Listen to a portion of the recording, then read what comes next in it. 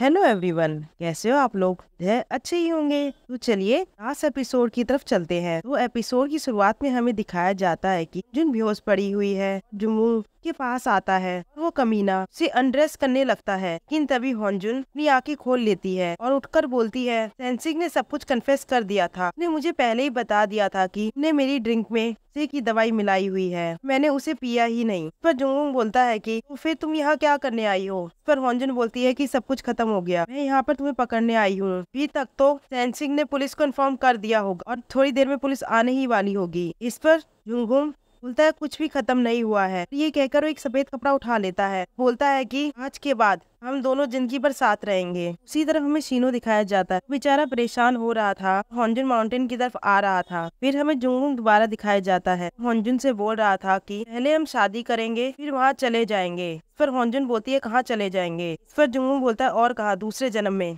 पर होंजुन बोलती है तुम्हें क्या लगता है मैं तुमसे शादी करना चाहती हूँ? जुंगुंग चिल्ला के बोलता है कि बर्बाद करना बंद करो, जल्दी से अपने कपड़े बदलो। पर पहले होंजुन मना कर रही होती है, लेकिन जुंगुंग तेज आवाज में बोलने लगता है। होंजुन मान जाती है और वो बोलती है कि मुझे कपड़े बदलने के लिए प्राइवेसी चाहिए। पर वो बोलता है मुझे पता है तुम क्या प्लान कर रही हो, तुम्हें कपड़े मेरे सामने ही बदलने होंगे। पर होंजुन मना करती है। जुंगुंग उसका मुंह पकड़ लेता है, बोलता है कि अभी कपड़े बदलो। पर होंजुन बोलती है कि तुम कैसे इंसान हो जो अपनी होने वाली पत्नी के साथ ऐसा बिहेव कर रहा है? पर जुंगुंग बोलता है अच्छा ऐसा है तो मैं तुम्हारी कपड़े बदलने में मदद करवा देता हूँ। ये कहकर जैसे ही वो उसकी शर्ट की तरफ बढ़ने लगता है, अभी होंजुन उस पे स्प्रे पर वाला छिड़क देती है और वहाँ से भाग जाती है। उसी तरफ हमें दिखाया जाता है कि पुलिस वाले और शीनो माउंटेन के नीचे आ गए हैं। यहाँ पर शीनो तेजी से माउंटेन की ओर भागने लगता है। दूसरी तरफ होंजुन जंगलों में भाग रही होती है जुंगुंग से बचकर, और जुंगुंग भी उसके पीछे ही लगा होता है। होंजुन थक हार कर पेड़ के पीछे छिप जाती है एक डंडा लेकर। सोचती है कि जब जुंगुंग यहाँ आएगा तो मैं उसे इस डंडे से मारूंगी। थोड़ी देर में जुंगुंग वहाँ आ जाता है। होंजुन वैसा ही करती है, वो डंडे से उस पर अटैक कर देती है,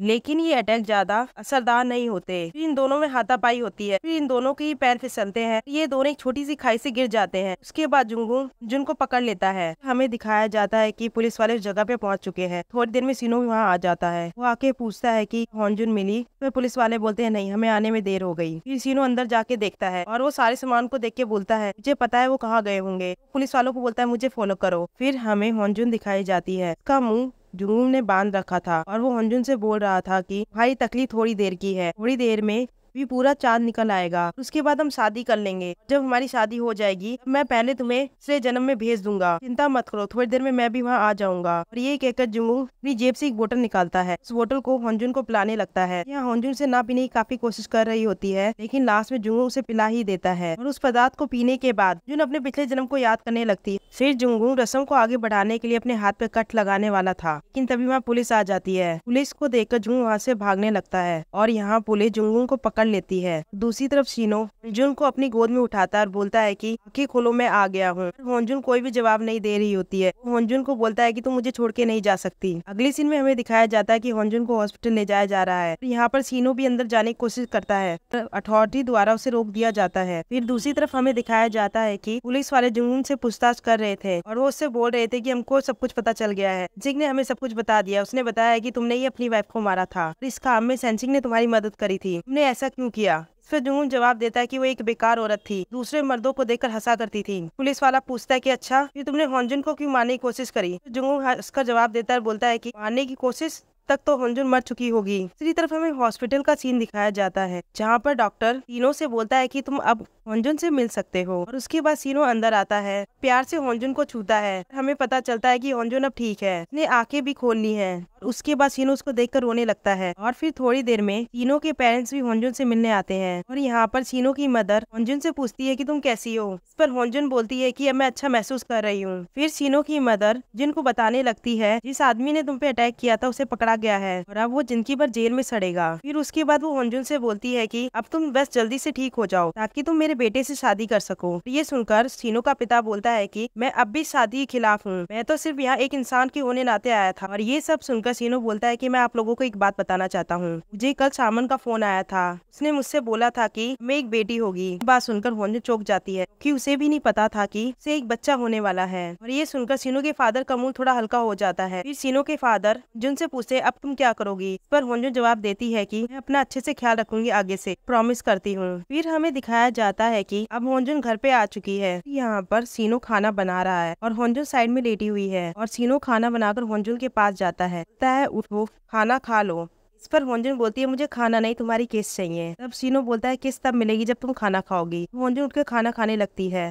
फिर हमें दिखाया जाता है कि बॉस मैनेजर से मिलने आया हुआ है। यहाँ बॉस आते ही बोलता है कि मैं कुछ भूल गया था इसलिए मैं यहाँ पे आया हूँ। तो मैनेजर पूछे तुम क्या भूल गए थे। इस पर बॉस बोलता है कि वैसे तुम ये बताओ कि तुम्हें मेरा प्रपोज करना अच्छा नहीं लगा जो तुम उस दिन भाग आई थी वहाँ से। फिर मैनेजर बोलती है हाँ, तुमने मुझे बहुत शर्मिंदा किया, आज तक मैं इतनी शर्मिंदा कभी भी नहीं हुई। फिर मैनेजर दोबारा पूछती है तुम क्या भूल गए थे यहाँ पर। इस पर बॉस एक छोटा सा हार्ट बनाता है अपने हाथ से और बोलता है कि मैं अपना दिल भूल गया था यहाँ पे, और ये देखकर मैनेजर उसे जाने के लिए कहती है। फिर हमें दूसरी तरफ दिखाया जाता है कि होंजुन सेंसिक से मिलने आई हुई है और सीनो हॉरम के साथ खेल रहा है और यहाँ पे सेंसिक होंजुन से माफी मांग रहा होता है। इस पर होंजुन बोलती है कि आपकी गलती नहीं है, उसने आपको ब्लैकमेल किया था। पर सेंसिक बोलता है कि जुंगून का बहुत बुरे कामों में साथ दिया है, पर मैं क्या करता, वो मेरे पास पूरी तरह रोने लग गया था। पर मुझे पता है कि जो भी गलत काम मैंने किए हैं उसकी सजा मुझे मिलेगी, जल्द ही पुलिस मुझे पकड़ लेगी। लेकिन अगर मैं जेल में गया तो हॉरम को ऑफन घर भेज दिया जाएगा और मैं ऐसा नहीं चाहता। फिर हमें सिटी हॉल का सीन दिखाया जाता है जहाँ पर सभी लोग मिलकर एक वीडियो देख रहे होते हैं। ये वीडियो उस दिन की होती है जिस दिन होंजुन नायन से मिलने गई थी रीयूनियन के लिए। और इस वीडियो से लोगों को पता चल जाता है कि नायन कितनी बुरी है और उसने कैसे अपने फादर की पावर का इस्तेमाल किया और होंजुन माउंटेन को इलीगली किसी और को दिलवा दिया। तभी वहाँ पर होंजुन आ जाती है और सेबुल होंजुन को देखकर बोलती है आज की पार्टी मेरी तरफ से, ये देखो इस वीडियो को। होंजुन की नजर उस वीडियो पे जाती है। थोड़ी देर में जुन को एक कॉल आता है जो कि उस लड़के ने किया होता है। होंजुन को किस करने वाला होता है हाई स्कूल में और वो कॉल करके बोलता है ये वीडियो मैंने ही बनाई है, ये मेरा एक तरीका है तुमसे माफी मांगने का। पर होंजुन बोलती है कि तुम्हें कभी भी माफ नहीं करूंगी, मैंने तुम्हारी वजह से इतने साल झेला है, अगर ये हिम्मत तुम पहले कर लेते तो कितना अच्छा होता। फिर हमें सीनो दिखाया जाता है जो कि मेयर के पास आया हुआ था। वो आके बोलता है ये लो रेजिग्नेशन लेटर जो आपने मांगा था। फिर मेयर बोलता है कि तुम मुझे अभी लेटर नहीं दे सकते, इन हालातों में तो बिल्कुल नहीं। पर सीनो बोलता है कि मैं लेटर दे रहा हूँ, साथ में 1 महीने का वक्त दे रहा हूँ ताकि आप अच्छा सा वकील ढूंढ सको कि आपकी मुसीबतें बढ़ने वाली है। फिर मेयर बोलता है तुम मेरे साथ ऐसा नहीं कर सकती। फिर हमें अगले सीन में नायन दिखाई जाती है जो अपने चीटर बॉयफ्रेंड से मिलने आई हुई थी। वो आकर उससे बोलती है कि तुमने अपने घर का पासवर्ड चेंज कर लिया है। इस पर वो जवाब देता है हाँ मुझे पता है। फिर नायन बोलती है कि मुझे ऐसा लगता है कि हम दोनों को शादी कर लेनी चाहिए। इस पर वो हंसने लगता है और वो हंसते हुए बोलता है कि भला मैं तुम जैसी लड़की से क्यों शादी करने लगा, पहले मैं तुम पे इंटरेस्टेड था क्योंकि तुम सीनो की गर्लफ्रेंड थी और अब तुम बस एक स्कूल की लड़की हो। फिर नायन उसे हैरानी से देखती है। वो बोलता है कि तुमने अभी तक वो वीडियो नहीं देखा। फिर हमें नायन दिखाई जाती है जो कि गाड़ी में बैठकर उस वीडियो को देख रही होती है। वो उस लड़की को फोन कर रही होती है ताकि वो इस वीडियो को डिलीट कर सके, लेकिन वो लड़का फोन ही नहीं उठा रहा होता और इस सबसे फ्रस्ट्रेटेड होकर नायन चिल्लाने लगती है और रोने लगती है। हमें सीनो दिखाया जाता है जो होंजुन के पास कॉल कर रहा होता है और उससे पूछ रहा होता है क्या तुम्हारा काम खत्म हो गया है, अगर तुम्हारा काम खत्म हो गया है तो तुम मेरे घर पे आ जाना। फिर होंजुन बोलती है कि मेरा काम खत्म नहीं हुआ है, आज मैं तुम्हारे घर पे नहीं आ पाऊंगी। सीनो बोलता है कि अब मैं क्या करूँ। होंजुन बोलती है अपनी खिड़की से बाहर देखो। सीनो खिड़की के बाहर देखता है तो होंजुन अपने हाथों से दिल का साइन बना रही होती है। तभी वहाँ पे जैक्यूम आ जाता है और जैक्यूम को देखकर सीनो बोलता है कि मेरे पास तुम्हारे लिए टाइम नहीं है, मैं काफी बिजी हूँ। फिर जैक्यूम बोलता है कि तुम्हारे पास कल के कोर्ट के लिए आया हूँ, मैं मेरा लॉयर बनना होगा। उसके बाद ये दोनों प्लानिंग करते हैं कि कल क्या करना है। दूसरी तरफ हमें होंजुन दिखाई जाती है जो अपने घर जा रही होती है। तभी वहाँ पे नायन आ जाती है और वो होंजुन से पूछती है तुमने मेरी वीडियो क्यों अपलोड करी। फिर होंजुन बोलती है कि मैंने वीडियो अपलोड नहीं करी, वो उस लड़के ने की है। हाँ मुझे इस बात की बहुत खुशी है। नायन बोलती है कि तुम मेरी जिंदगी की सबसे बड़ी दुश्मन हो, मेरा सब कुछ छीन लिया, सीनो को मुझसे छीन लिया है। होंजुन बोलती है सीनो तुम्हारा कभी भी नहीं था, हमारा मिलना तो किस्मत ने तय किया हुआ था। तभी सीनो का कॉल होंजुन को आने लगता है। तब वो कॉल होंजुन नायन को दिखाकर बोलती है क्या तुम यहाँ से जाना पसंद करोगी या तुम हमारी मीठी मीठी बातें सुनना पसंद करोगी। फिर नायन होंजुन को जोर से पकड़ लेती है। होंजुन बोलती है वैसे मैं तुम्हें बता दूं यहाँ पर सीसीटीवी कैमरे लगे हुए, अगर तुम एक और वीडियो बनवाना चाहती हो आगे बढ़ो। नायन उसे छोड़ देती है। अभी वहाँ पर पुलिस वाले आ जाते हैं, तो नायन को हथकड़ी लगा देते हैं और वो नायन को बोलते हैं कि जुंगून को भगाने के जुर्म में पकड़ा जाता है। फिर हमें अगले दिन कोर्ट का सीन दिखाया जाता है और यहाँ पर कोर्ट में सीनो, जैक्यूम, मेयर, होंजुन माउंटेन से रिलेटेड सभी लोग होते हैं। अब सीनो जैक्यूम से सवाल करना शुरू करता है। जैक्यूम से पूछता है तुमने कॉन्ट्रैक्ट के लिए रिश्वत ली थी। फिर जैक्यूम हाँ भरता है। सीनो उससे पूछता है कि तुमने रिश्वत किससे ली थी। फिर जैक्यूम उन लोगों का नाम बता देता है जिसने रिश्वत दी थी। इसमें मेयर का नाम भी बताया जाता है। सीनो जैक्यूम से पूछता है तुमने उस पैसों का इस्तेमाल कॉन्ट्रैक्ट के लिए किया था। फिर जैक्यूम मना करता है, बोलता है कि मैंने रिश्वत ली थी लेकिन ये सब लोगों को पकड़वाने के लिए किया था। सारे सबूत सामने रखे जाते हैं। जज फैसला सुनाता है, कॉन्ट्रैक्ट वापस सीनो की फैमिली को दे दिया जाता है। फिर हम बॉस दिखाया जाता है जो कि कैंटीन में बैठ के अकेला खाना खा रहा होता है। हमें दिखाया जाता है उसके हाथ में चोट लगी हुई है। वहाँ पे मैनेजर अपने दोनों कलीग के साथ आ जाती है। वो दोनों बोल रही होती है पता नहीं बॉस और मैनेजर में क्या हुआ, ये आपस में बातें ही नहीं करते हैं। उनमें से एक बोलती है मैनेजर आपको पता है बॉस के हाथ में चोट लगी हुई है और वो सही से खाना भी नहीं खा पा रहे। मैनेजर बॉस के पास जाके बैठ जाती है, उसे खाना खिलाने लगती है। बॉस बोलता है कि तुम मुझे खाना खिला रही हो, हमें शादी कर लेनी चाहिए। मैनेजर उसे चुप करवा देती है और बोलती है चुपचाप खाना खाओ। और हमें अगले ही सीन में दिखाया जाता है कि बॉस और मैनेजर ने शादी कर ली है। शादी करने के बाद बॉस मैनेजर को किस करता है।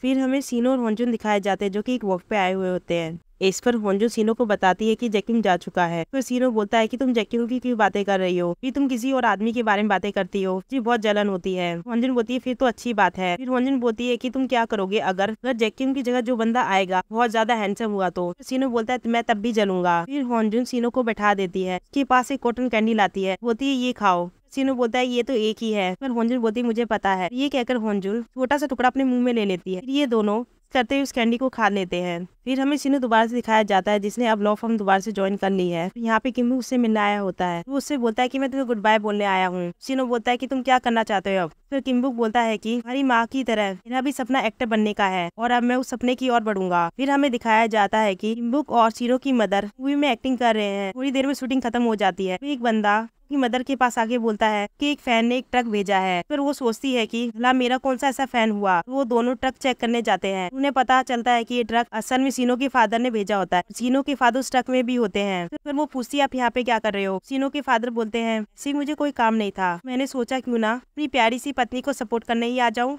फिर हमें पुलिस स्टेशन का सीन दिखाया जाता है। यहाँ पर पुलिस वाले सैमसंग से पूछताछ कर रहे होते हैं और वो लोग उसको सारे गुना बता रहे होते हैं जो उसने किए हैं। लेकिन तभी वहाँ पर सीनो आ जाता है और वो पुलिस वाले को बोलता है कि सैमसंग का लॉयर हूँ, मैं उसके बेल पेपर लाया हूँ। इस तरह वो सैमसंग को बाहर निकाल लेता है। फिर हमें जैकिम दिखाया जाता है, उसने अपना सारा सामान ट्रक में भर लिया होता है। वो होंजुन से बोल रहा होता है कि तुम अपना ख्याल रखना, तानी मेरे बाद कौन बंदा आएगा वो कैसा होने वाला है, पर मुझे मकान मालिक पे बहुत भरोसा है, उसने बड़ी मुश्किल से मुझे चुना था, किसी अच्छे बंदे को ही भेजेगी। फिर वो होंजुन से पूछता है वैसे क्या इन्होंने तुम्हें प्रपोज कर दिया है अभी तक। फिर होंजुन मना करती है। जैकिम बोलता है कि अगर सीनो तुम्हें 6 महीने तक प्रपोज ना करे तो मुझे कॉल कर सकती हो, तुम्हारे लिए हमेशा खाली रहूंगा। उसके बाद जैकिम बोलता है कि मैंने बस एक ही गलती की, हमारा प्रपोज ठुकरा कर। होंजुन बोलती है इसमें तुम्हारी गलती नहीं है, हमारी किस्मत तो पहले से ही लिखी गई थी, मुझे पता है कि तुम्हारी किस्मत भी लिखी गई है, भी एक अच्छी लड़की जरूर मिल जाएगी। इसके बाद जैकिम उसे बाय करके वहाँ से चला जाता है। फिर हमें होंजुन ऑफिस में दिखाई जाती है जो अपनी कलीग से बोल रही होती है कि मैंने आज रात हाउस पार्टी रखी है जैसे कि तुम लोगों ने कहा था। फिर सैबी बोलती है अब क्या फायदा, तो जैकिम जा चुका है। होंजुन बोलती है ओ अच्छा।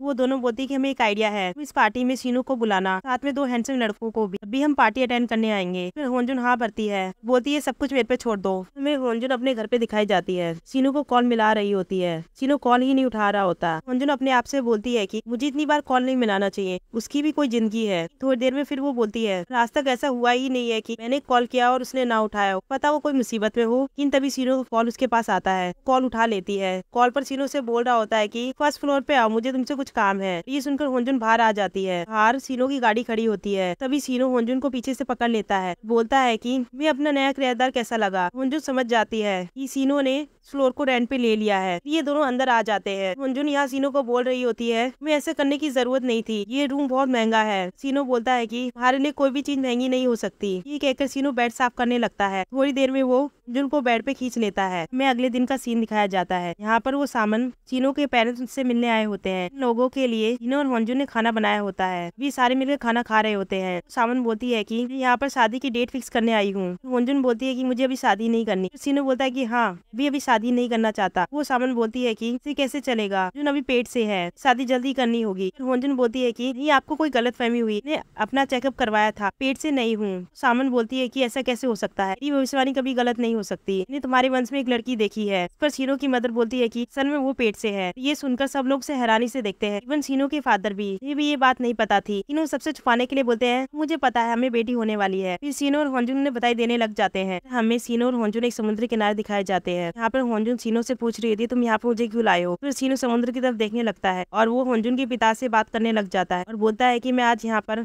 की बेटी का रिश्ता लेने आया, की बेटी से बहुत प्यार करता हूँ। होंजुन बोलती है कि क्या बोला मेरे पिताजी ने। सीनो बोलता है कि उन्होंने हाँ बोला। ये कहकर उसे रिंग पहना देता है। ये दोनों श्राइन की जगह पर आते हैं। यहाँ पर वो बॉक्स गाड़ा गया था और वो एक गड्ढा खोदते हैं। यहाँ पर वो उस बॉक्स को दोबारा गाड़ने वाले थे। यहाँ पर होंजुन बोल रही होती है कि इसे गाड़ना जरूरी है, की वजह से हम दोनों मिले थे। सीनो बोलता है कि सारी इच्छाएं पूरी हो चुकी है, मैं इस बॉक्स की जरूरत नहीं है। फिर होंजुन हाँ बोलती है और उस बॉक्स को दे देती है। वो दोनों बॉक्स काट के वहाँ से चले जाते हैं। लेकिन थोड़ी देर में हमें दिखाया जाता है कि जिन की आत्मा वहाँ आई हुई है और वो उस बॉक्स में से किताब को निकाल लेता है, निकाल कर वहाँ से चला जाता है। और यहाँ पे मुझे लगता है कि इन लोगों की आत्माओं को शांति मिल चुकी है और या कोई सेकंड सीजन आने वाला उसका कोई हिंट हो। लोगों को क्या लगता है? इसी के साथ ये सीरीज यही खत्म होती है। सो दोस्तों, if you like my explanation, please like and subscribe and bye.